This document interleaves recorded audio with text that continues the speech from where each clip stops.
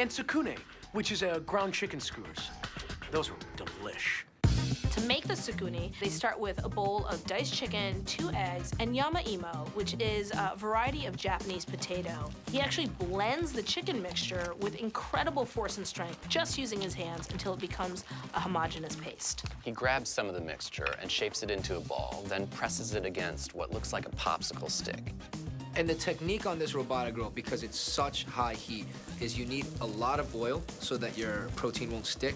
But what Chef Endo does is he taps it on the grill, so you form a skin on the outside of it, so you can finally put it down and it won't stick to the grill. It's then dipped into a container of teriyaki sauce and placed back onto the grill. But by dipping it in after slightly cooking, the chicken has a perfect caramelization, and there's no chance of it burning. While the tsukune cooks, Chef adds a chicken breast wrapped in chicken skin skewer and a chicken thigh skewer. They're placed directly over the coals with no grate to get nice and crisp and juicy and delicious.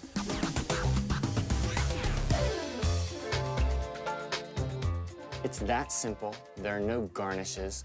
You're just tasting pure, delicious, charcoal grilled, greasy deliciousness. Chicken. Chicken. You get this beautiful charcoal flavor and that crispy skin, the kawa. Kawa is my favorite thing on the planet.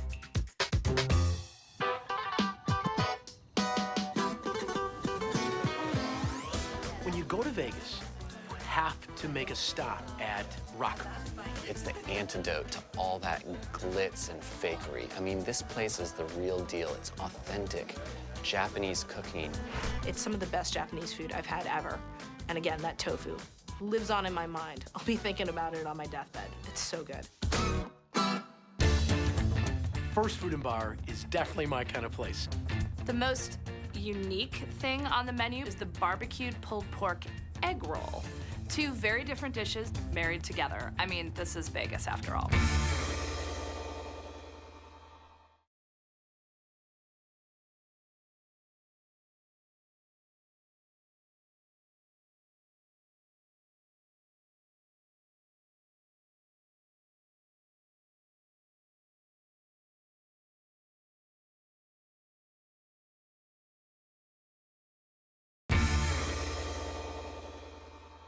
When you're in danger of losing all your money in Vegas, or when you maybe won a bunch of money and you want to celebrate, either way, American food, something nice about it. First Food and Bar is in the Palazzo Hotel. It's the kind of place where you can get breakfast for lunch. You can get lunch for dinner. You can get breakfast for dinner. Dinner for breakfast? Go. People really come out of the box when they're in Las Vegas. I think people tend to be a little bit more decadent. I think women become a little more sexy. People eat a little bit more extravagantly. The most unique thing on the menu at First Food and Bar is the barbecue pulled pork egg roll. Now, there's 2 very different dishes going on here. There's the Southern pulled pork and the Chinese egg roll. I mean, this is Vegas after all, right? You can pull this off. He starts by brushing the edges of an egg roll wrapper with an egg wash. A spoonful of creamy corn-studded grits spiced with jalapeno goes on top. What we do here is slow roasted pork shoulder with a dry rub, which is cooked fork tender with a barbecue sauce. On top of the barbecue pulled pork is a sprinkle of cheddar cheese. The egg roll is then rolled up and deep fried. On the plate, extra barbecue sauce is smeared across the serving dish. The egg rolls are cut into thirds and arranged like sushi. And then the pieces are topped with coleslaw that's been made with cabbage, red onion, and carrot. And when you take that first bite, it's suddenly your pulled pork dream. The flavor of the pulled pork is really intense and delicious. The unifying ingredient in this dish is pork, central to Chinese cuisine and also to Southern cuisine. I can almost see how this dish happened. But it's Vegas, and anything can happen in Vegas. Now, at First Food and Bar, they have warm monkey bread. This is where I make the sound of a monkey. Monkey bread is something that I think is a lot of fun. I think the cool thing about it is everyone gets their fingers in it. I thought monkey bread could have been the essence and soul of 1,000 monkeys put into one loaf of monkey bread. I was way wrong. Monkey bread is rolls baked together, loosely connected, so you really want to like reach in there and grab, like a monkey, your own piece.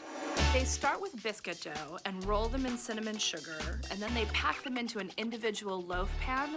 Right before it goes into the oven, they pour over melted butter and brown sugar, which soaks into all of the nooks, all of the crannies, and is going to bind it together with that sweet, sweet, sugary mess.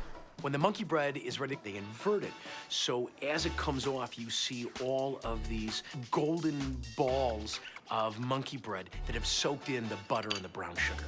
And then they top it with sliced bananas and a scoop of soft vanilla ice cream.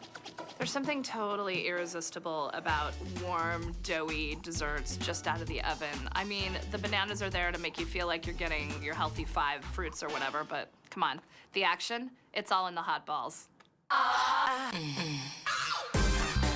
The highest achievement in the dessert arts is this like mixture of brown sugar, cinnamon, butter. I was not a knife and fork person with the monkey bread. I used my hands. I used the hands of the people sitting next to me. I swear I did on my life. I used anything I could grab to get this monkey bread into my stomach. Monkey bread is a dish that Siegfried and Roy would appreciate. It's something that you want to like jump through hoops to get.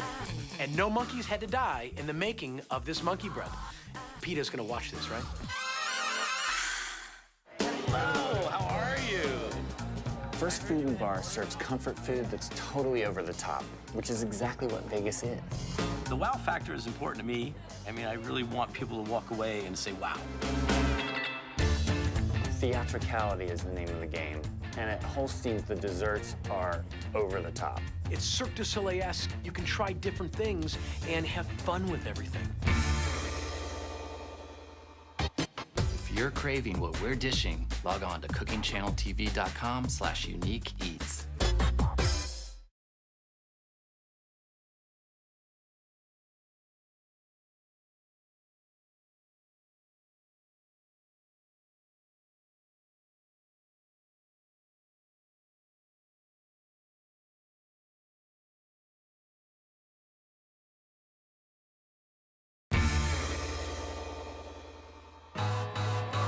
You're in Vegas. You're basically acting out your fantasy of being in the cast of Jersey Shore, all right? You're gonna spend your day at the pool wearing your new thong, and then you're gonna go gamble and maybe win a lot of money and perhaps lose a little money. Everyone needs a little nosh, a little munchie, a little something to kind of keep you going. And the place to go is undoubtedly Holstein's at the Cosmopolitan, right in the Strip. Holstein's looks almost like a Japanese teenager's bedroom. It's got sort of cool cartoons, light coming from different angles. It's a hall of mirrors, but really fun. They're featuring burgers and they're featuring shakes, but they're also featuring desserts, which you might want to have late at night. At Holstein's, they have nachos, but it's kind of like through the looking glass. It looks like nachos, but everything in it is sweet, and it's a dessert. Even when I was developing the dessert, every time I plated it, I would kind of giggle because it looks just like nachos.